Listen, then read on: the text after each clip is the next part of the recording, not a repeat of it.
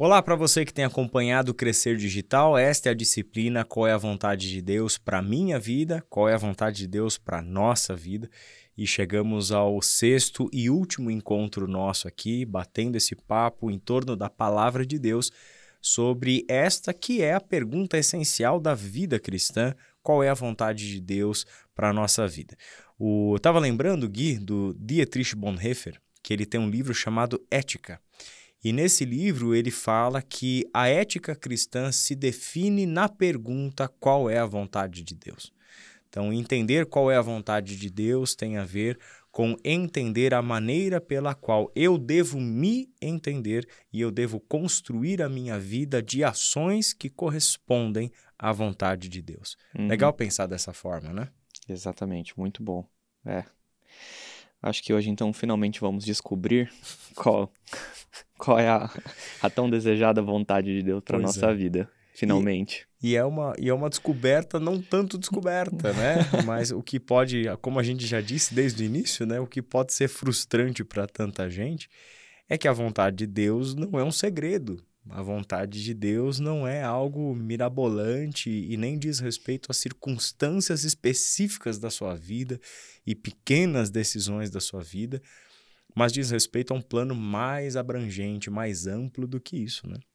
Então, quando a gente fala de descobrir a vontade de Deus, a gente basicamente está falando de estudar a Bíblia e entender como a Bíblia revela esta vontade explícita e clara de Deus para toda a vida do seu povo, né?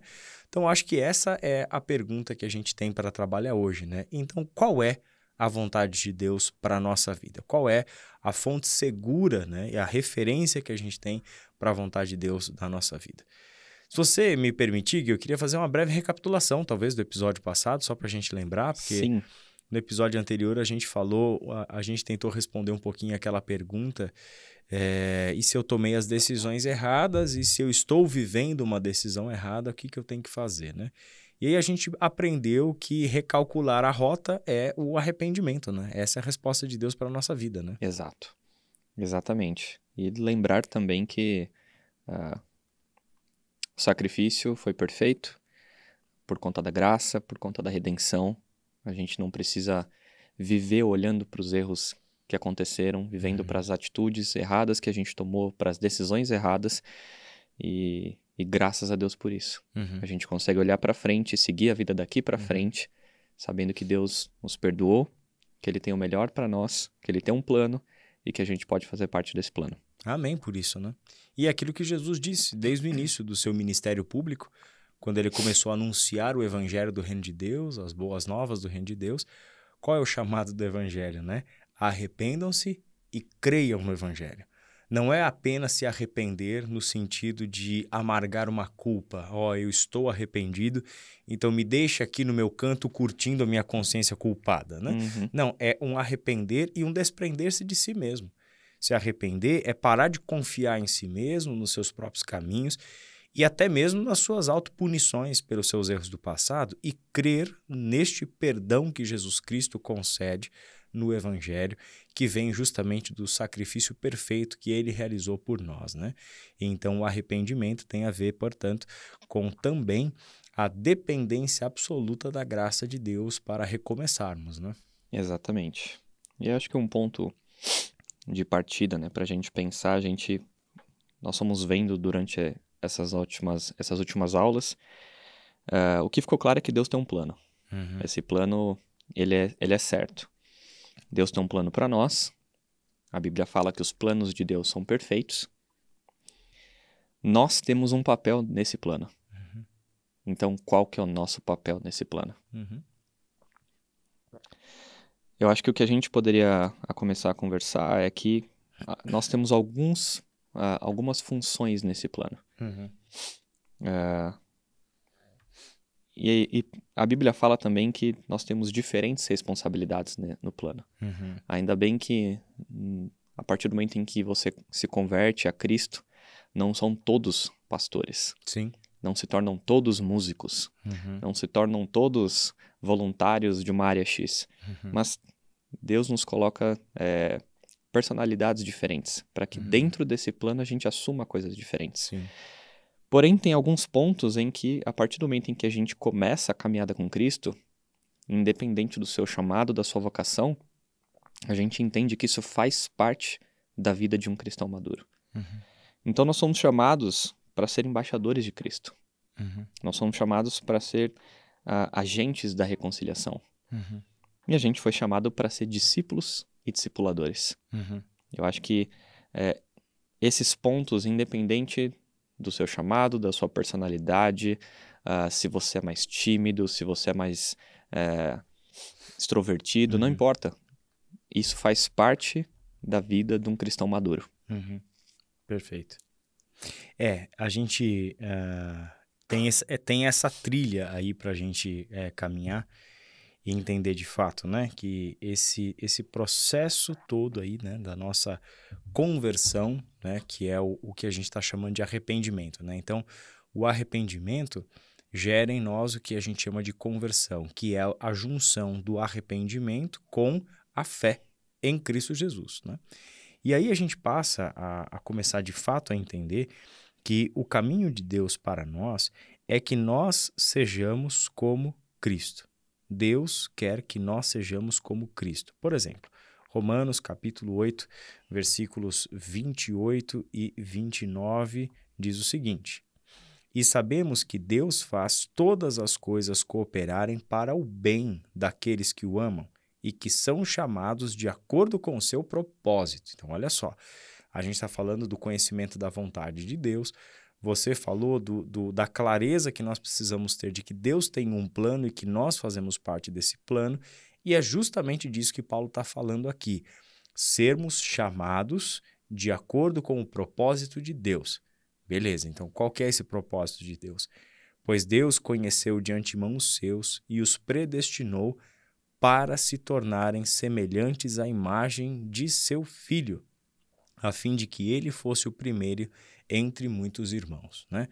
Na mesma direção, Paulo fala em Efésios capítulo 4 que ele nos deu um corpo, né? A igreja, né? E para esta igreja, ele concedeu diferentes dons, que são justamente estas responsabilidades diferentes que nós temos na grande diversidade do corpo de Cristo, com um propósito. Então, todo esse negócio de Deus nos salvar, de conceder o seu Espírito, de distribuir os dons como repartição da sua graça, tem um propósito, é que todos nós atinjamos a medida da plenitude de Cristo, sermos como Cristo. Esta é a resposta para a pergunta qual é a vontade de Deus para a nossa vida. Tendo essa resposta clara, a gente precisa entender o que faz parte de ser como Cristo. Como é que a gente chega lá, né? Então, isso não é um passe de mágica, né? Mas é um trabalho de corpo, é um trabalho de equipe.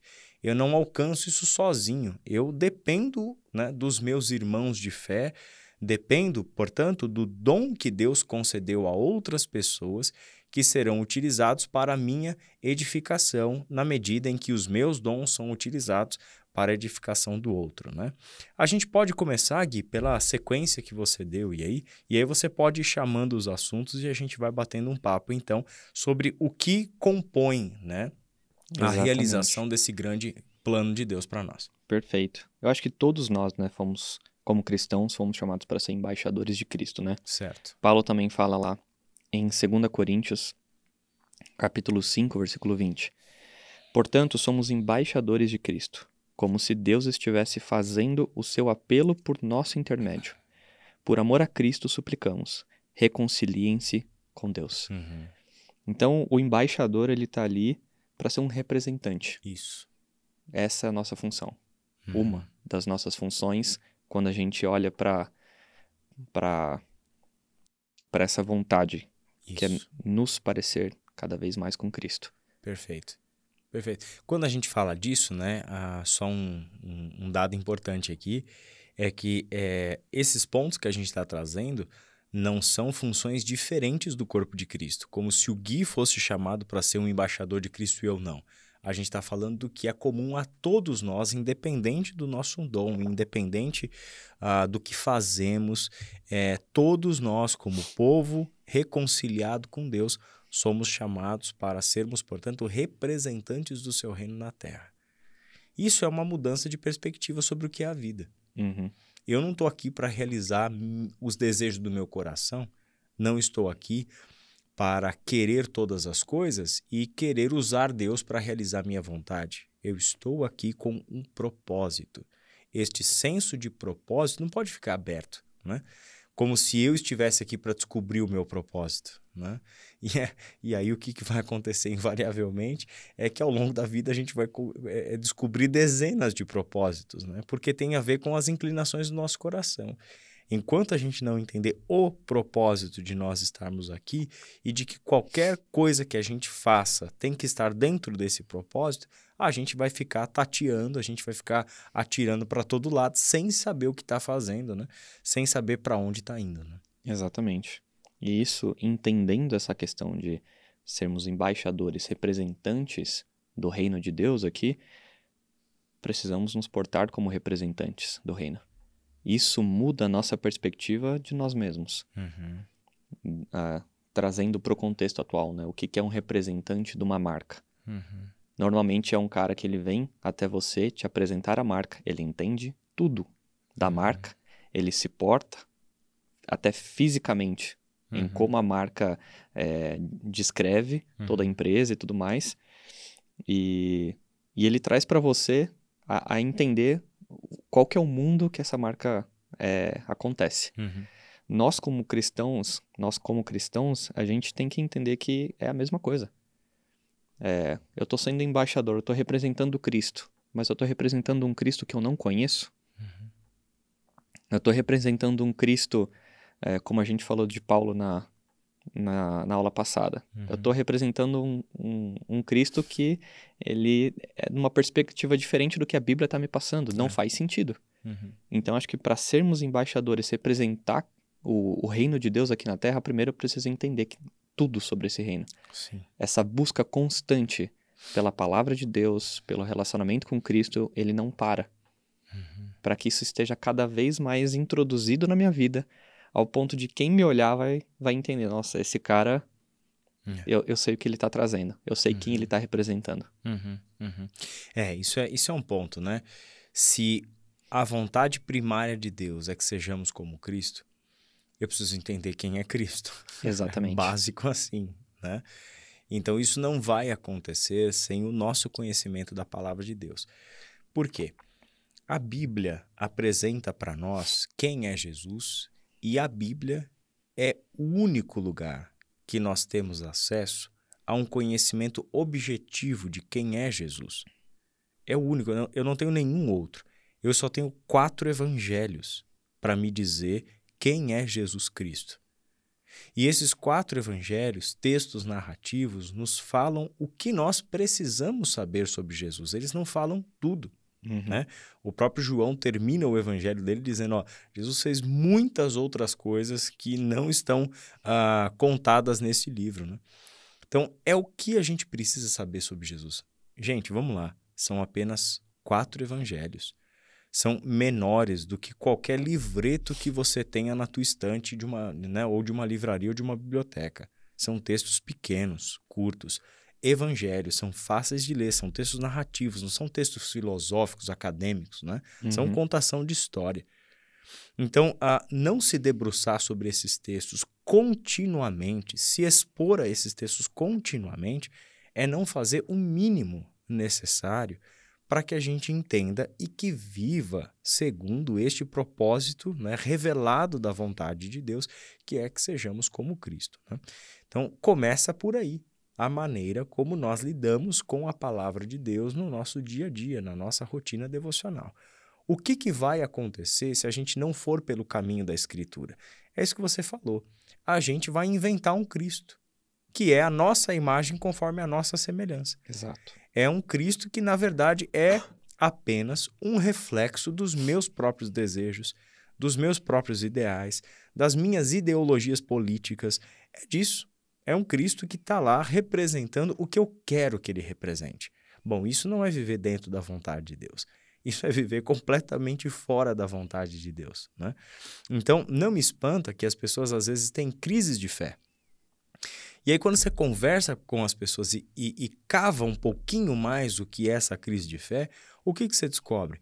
Que o Cristo que ela crê e que levou ela a uma crise não é o Cristo da Escritura, mas é um Cristo que lhe foi ensinado ou um Cristo que ela criou. E não é o Cristo da Bíblia. Isso acontece muito, né? Em aconselhamento pastoral, em discipulado. A expectativa que a pessoa tinha sobre Jesus nunca se cumpriu, mas não é para cumprir mesmo, porque Jesus nunca disse que ia cumprir com essas expectativas e vontades nossas, né? Exatamente. Então, esse entendimento do Cristo da Escritura, isso é um ponto fundamental mesmo, né, Gui? Exatamente. Eu lembro muito, até de uma vez, não sei se você vai lembrar, uma vez eu fiz uma pergunta para você, há muito tempo atrás, o quanto eu leio? Uhum. Ah, mas eu já li o Evangelho. Tá, mas continua lendo. Mas quanto? E aí eu lembro que a sua resposta para mim foi, você vai ler tantas vezes ao ponto de você conseguir me contar essa história sem olhar para a Bíblia, numa intimidade tão grande de como se tivesse acontecido com você. Uhum. Eu entendi tanto daquilo, eu tô ruminando diariamente aquilo, Uhum. de que eu tô contando quem é Cristo, Uhum. numa mesma intimidade de que se eu estivesse contando quem sou eu. Isso. Então, o quanto ler? Até isso ficar... até ficar enraizado no nosso coração. E quando se tornar parte de nós, é que a gente assimilou essa história. Aí a gente nunca mais vai deixar de ler. Exato. Isso que é interessante. Né? Porque não é... Depois que a gente já assimilou, agora eu não preciso mais. Não. É porque você assimilou, é que já se tornou parte de você. Então você está identificado. Então você vai querer voltar para essa história o tempo todo? E tem mais. Você vai querer falar dessa história o tempo todo, né?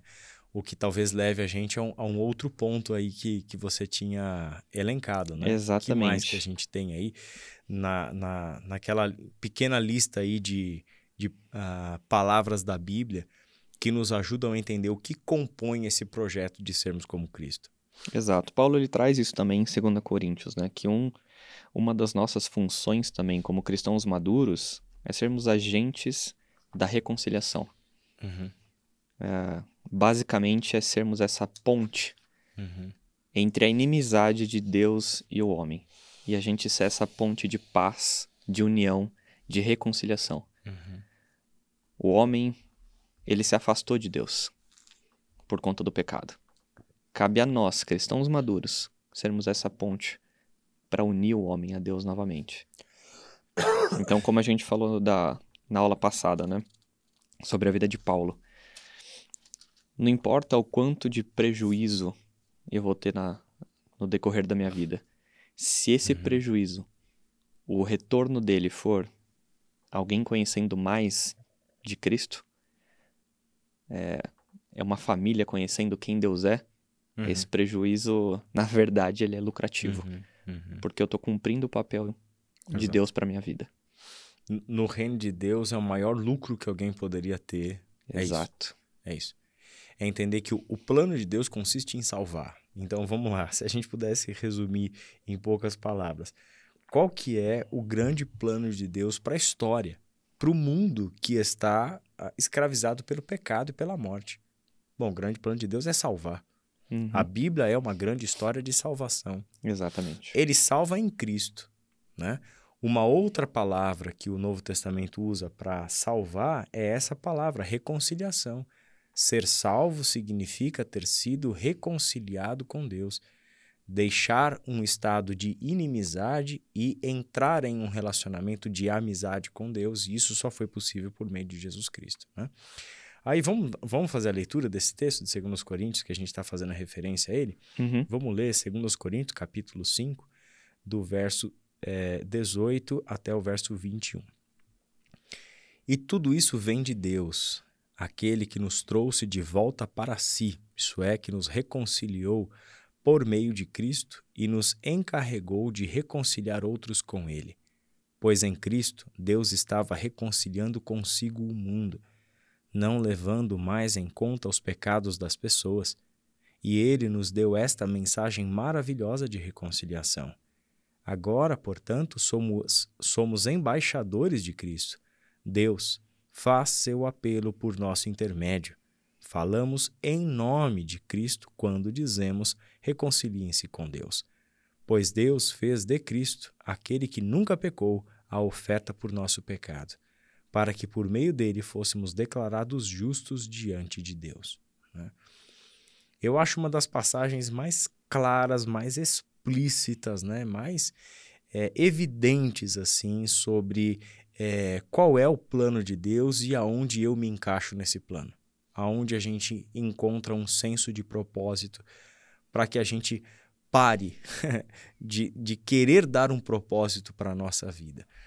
Quando a gente encontra Cristo, essa busca cessa, né? Porque a gente está o tempo todo trabalhando, desejando, planejando, construindo, porque a gente quer encontrar um propósito. Em outras palavras, a gente precisa que a vida faça sentido. Eu preciso buscar sentido para a minha vida.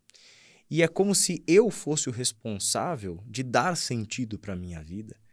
E quando isso acontece, eu começo a criar projetos. Eu começo a dar propósito para as coisas que eu faço. O Evangelho é um chamado de Deus para dizer o seguinte: essa busca é angustiante e ela é exaustiva. Você não vai chegar a lugar nenhum. Porque nós não encontraremos propósito na vida enquanto nós não encontrarmos o propósito em Deus.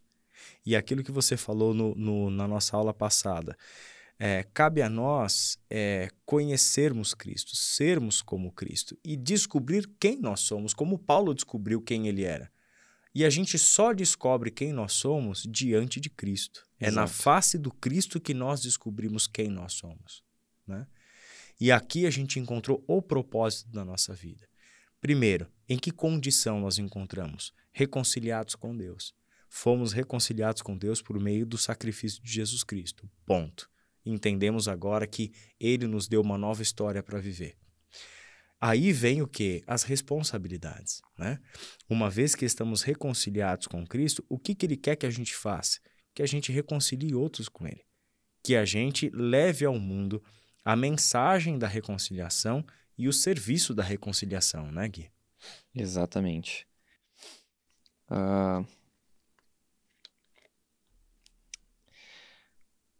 Um ponto interessante a se pensar é: nós somos esses agentes da reconciliação, né, como cristãos maduros, mas é interessante pensar que não é porque Deus precisa de nós.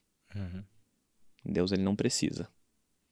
E muitas vezes a gente tem olha, se eu não estiver ali fazendo, esquece. Como se o plano de Deus não fosse concluído pelo meu trabalho, por conta de tudo que eu estou fazendo no reino. Não. É pensar que Deus não precisa de mim, Ele me quer. E isso é para mim um sentimento de honra. Isso é muito forte, hein, Gui? É um sentimento de honra, porque Deus é perfeito, Ele é poderoso, Ele é onisciente, onipresente. A gente vê na Bíblia tudo que Ele fez de forma grandiosa, e entender que eu sou simplesmente uma pecinha de uma engrenagem gigantesca, que se essa pecinha não estiver ali, a engrenagem vai funcionar perfeitamente.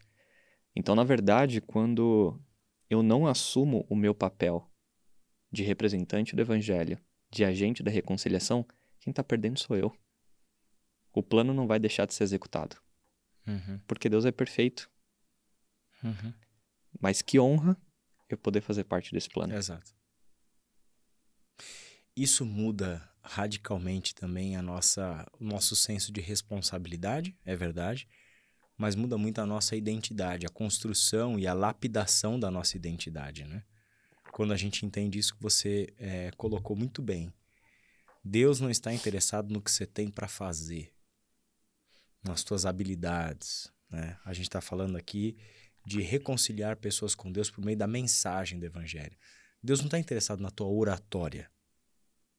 Deus não está interessado na tua capacidade de marqueteiro celestial. Deus está interessado em você. Então, não é o que você tem a oferecer para o reino. A pergunta é quem você está se tornando.